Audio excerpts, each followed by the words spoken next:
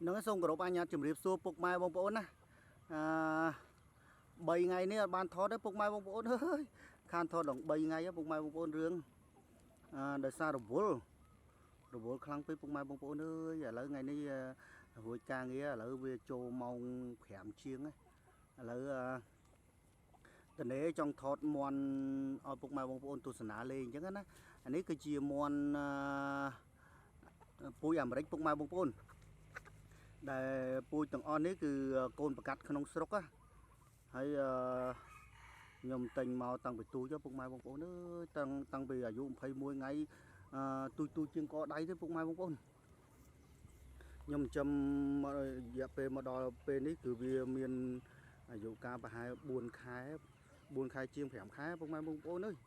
4-5 ខែបានប៉ុណ្ណឹងហើយកូនកាត់ទាំងអស់នេះដែរគឺរបៀបថាយើងទិញមកដើម្បីប្រកាត់យកពូជពុកម៉ែបងប្អូនដោយសារពូជមន់នេះគឺជាពូជមន់សម្រាប់គេយកទៅលេងកំសាន្តអញ្ចឹងតែយើងអត់អាចនិយាយប្រកួតបានទេពុកម៉ែបងប្អូនដោយសារប៉ូលីស៊ីគេខ្លាចគេចាប់អញ្ចឹងណាខ្ញុំនិយាយប៉ុណ្ណឹងពុកម៉ែបងប្អូនគាត់ជាយល់ហើយមន់ពីរនេះគឺវាអត់ដែរប្រកួតគ្នាពុកម៉ែបងប្អូនតែថ្ងៃនេះវារៀងកម្មើតគ្នាដល់ហើយនេះហើយនេះពុកម៉ែបងប្អូននេះហើយពណ៌ស្អាតជាងគេនេះពុកម៉ែបងប្អូនណា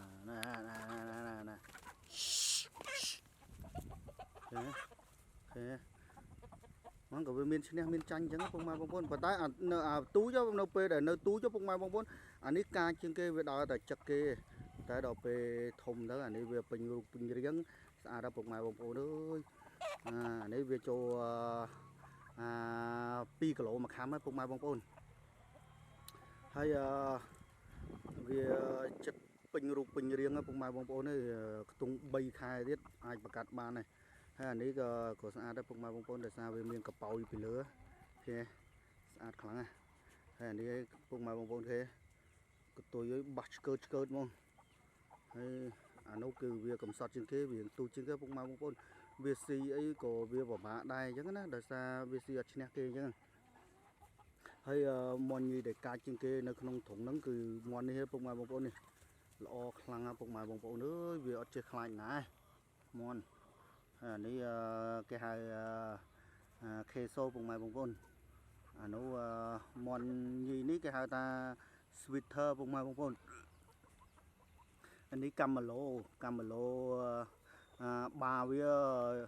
រោដាច់ជើងចោលពុកម៉ែបងប្អូនអើយខ្ញុំស្រឡាញ់ពួកពពូជពូជមន់នេះដោយសារ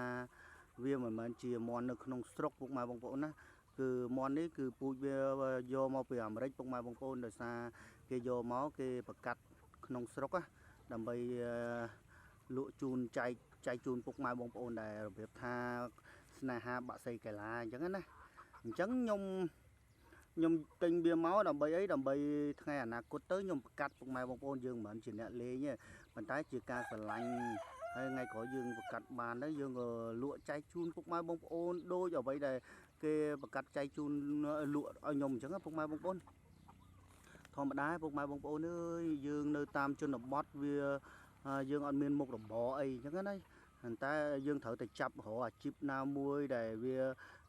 អាចធ្វើឲ្យយើងមានប្រាក់ចំណូលខ្លះដើម្បីផ្គត់ផ្គង់គ្រួសារអញ្ចឹងពុកម៉ែបងប្អូនដោយសារការផលិត YouTube របស់ខ្ញុំគឺវាមិនបានរបៀបថាគ្រប់គ្រាន់អីពុកម៉ែបងប្អូនគ្រាន់តែយើងស្រឡាញ់សម្ដែងថតរឿងហ្នឹងយើងក៏នាំគ្នាថតមកដល់បច្ចុប្បន្ននៅប៉ុន្តែបើរឿងឲ្យធ្វើជាអាជីពឬក៏ខ្លាចជាអ្នកមានហ្នឹងវាអត់អាចពុកម៉ែបងប្អូនដោយសារ content របស់ខ្ញុំគឺគេហៅថា content ស្រុកខ្មែរពុកម៉ែបងប្អូន content ខ្មែរអញ្ចឹងមិនមែនជា content បរទេសអញ្ចឹងការទស្សនារបស់ពុកម៉ែបងប្អូននៅក្នុងស្រុកក៏វាអត់បានលុយប៉ុន្មានដែរពុកម៉ែបងប្អូនអើយហើយថ្ងៃនេះ ខ្ញុំកំពុងស្វះស្វែងរកមុខរបរមួយដើម្បីពេលថ្ងៃអនាគតទៅយើងមានមុខរបរខ្លះដើម្បីចិញ្ចឹមកូនឲ្យកូនរៀនសូត្រឲ្យបានខ្ពង់ខ្ពស់អញ្ចឹងណាកុំឲ្យពិបាកវេទនាដូចយើងអញ្ចឹងពុកម៉ែបងប្អូនដោយសារទីផ្សារឥឡូវដូចជាសំអាងការអញ្ចឹងពុកម៉ែបងប្អូនអើយសំអាងការច្រើនណាស់ស្រុកខ្មែរយើងហើយណាមួយវ័យពួកខ្ញុំវាកាន់តែជ្រេដែរឃើញអញ្ចឹងឃើញទេអញ្ចឹងការធ្វើការងារក៏វាត្រូវការរបៀបថាការងារណាក៏ស្រួលអញ្ចឹងណាអញ្ចឹងខ្ញុំមានគំនិតមួយគឺចង់ចាប់ផ្ដើមចាប់យកអាជីពចិញ្ចឹមមាន់នេះបដើពុកម៉ែបងប្អូនដោយសារទីផ្សារការប្រកួតប្រជែងតម្លៃគឺវាស្ថិតទៅលើពូជល្អទៅយើងលក់បានថ្លៃអញ្ចឹងទៅពូជអន់យើងលក់បានថោកអញ្ចឹងណាហើយដូចខ្ញុំនិយាយតាំងពីដើមអញ្ចឹងពុកម៉ែបងប្អូនគ្មានមុខរបរណាដែលធ្វើឲ្យយើងខ្លាចជាអ្នកមានអស្ចារ្យអីទេព្រោះយើងនៅស្រុកស្រែវាពិបាកត្រង់តម្លៃពុកម៉ែបងប្អូនដូចសំអាងអញ្ចឹងយើងទិញមកតម្លៃរាប់ម៉ឺនដុល្លារដល់ពេលតែងអស់2ថ្ងៃសូត្រមុន1ថ្ងៃស៊ី1ដល់ពេលនៅសល់អត់បាន$200ផងហ្នឹងពុកម៉ែបងប្អូនដល់អញ្ចឹងទៅយើងអត់អាចប្រកបមុខរបរនឹងបានទេរបស់វាថាហត់ណាស់ពុកម៉ែបងប្អូនណាមួយមុខរបរភ្នួងក៏មួយឆ្នាំអីឈប់អស់5-6ខែបាត់អីអញ្ចឹងណាតែវាណាមួយវាឆ្អែតឆ្អន់ផងពុកម៉ែបងប្អូនអើយមុខរបរភ្នួងនេះខ្ញុំជាមួយយាយនំឆេះគឺ20ឆ្នាំជាងពុកម៉ែបងប្អូន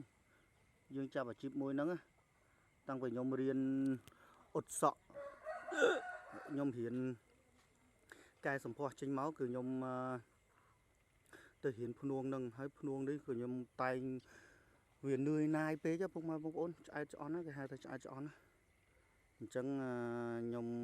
ពេលចាស់ទៅខ្ញុំនឹងចាប់មុខរបរនេះហើយពុកម៉ែបងប្អូនអើយដោយសារទីផ្សារបាក់សីកីឡានេះវាចំណូលវារៀងគ្រាន់បើដែរពុកម៉ែបងប្អូនបើខ្ញុំតាមសិក្សាលើទីផ្សារអញ្ចឹងណាហើយមិនដឹងថាវាជោគជ័យអត់ទេប៉ុន្តែគ្រាន់តែណាមួយវាគួបផ្សំមួយការស្រឡាញ់ផងពុកម៉ែបងប្អូនបើយើងមិនស្រឡាញ់យើងធ្វើអត់បានទេដោយសារការនៅពីទូចនៅផ្ទះចិត្តផ្ទះខ្ញុំមានគេបើកសាយវាអញ្ចឹងដល់ពេលថ្ងៃសៅរ៍ថ្ងៃអាទិត្យអញ្ចឹងគឺខ្ញុំទៅលក់បបរនៅហ្នឹងហើយពុកម៉ែបងប្អូនអើយកន្លែងសាយវាណាចុះតាមធម្មតាយើងទូចយើងមានលេងមានអីណាយើងមានលទ្ធភាពអីពុកម៉ែបងប្អូនការជំនាន់នោះគឺខ្ញុំចូលចិត្តលក់ដូរលក់អីអញ្ចឹងណាហើយនេះដូចបងប្អូនឃើញស្រាប់ហើយថាមាន់ដែលខ្ញុំថតចែកជូនពុកម៉ែបងប្អូនទស្សនាហ្នឹងក៏វាប្លែកចុះពុកម៉ែបងប្អូនឃើញវាមិនមែនដូចមាន់ស្រែមាន់អីយើងទេនិយាយរួមទៅវាគេហៅថាមាន់ពូចពុកម៉ែបងប្អូនគេហៅថាបាក់សីកីឡាភាសាសាមញ្ញយើងហៅបាក់សីកីឡាហើយនេះឃើញពុកម៉ែបងប្អូនសើកាចពុកម៉ែបងប្អូនអើយហើយអានេះខ្ញុំសើទិញមកតាំងពីប៉ិនទូជើងកដៃទៅពុកម៉ែបងប្អូននិយាយរួមទៅពូជនេះវាតាមធម្មតាវាប៉ែកអឺរ៉ុបពុកម៉ែបងប្អូនដល់ពេលយើងមកចិញ្ចឹមនៅប៉ែកអាស៊ីវាពិបាកដែរដោយសារអាកាសធាតុហើយនឹងចំណីពុកម៉ែបងប្អូនចំណីមាន់នេះមាន់ប្រភេទនេះគឺវាពិបាកក្នុងការស៊ីពុកម៉ែបងប្អូនដោយសារខ្ញុំចិញ្ចឹមបដាខ្ញុំសិក្សាពីវាបដាអញ្ចឹងណាដោយសារយើងអត់ដែលមានវគ្គបណ្ដុះបណ្ដាលចិញ្ចឹមមាន់ចិញ្ចឹមអីទេពុកម៉ែបងប្អូនអើយអត់ដែលបានទៅរៀនអីទេប៉ុន្តែគ្រាន់តែយើងមើលតាម YouTube ខ្លះហើយនឹងការផ្សព្វផ្សាយដែលបងបាក់សីកីឡាគាត់ផ្ដល់ជាមេរៀនឬក៏ជាយោបល់អីចឹងយើងយកមកអនុវត្តទៅហើយណាមួយគំនិតយើងផ្ទាល់ផងអញ្ចឹងណា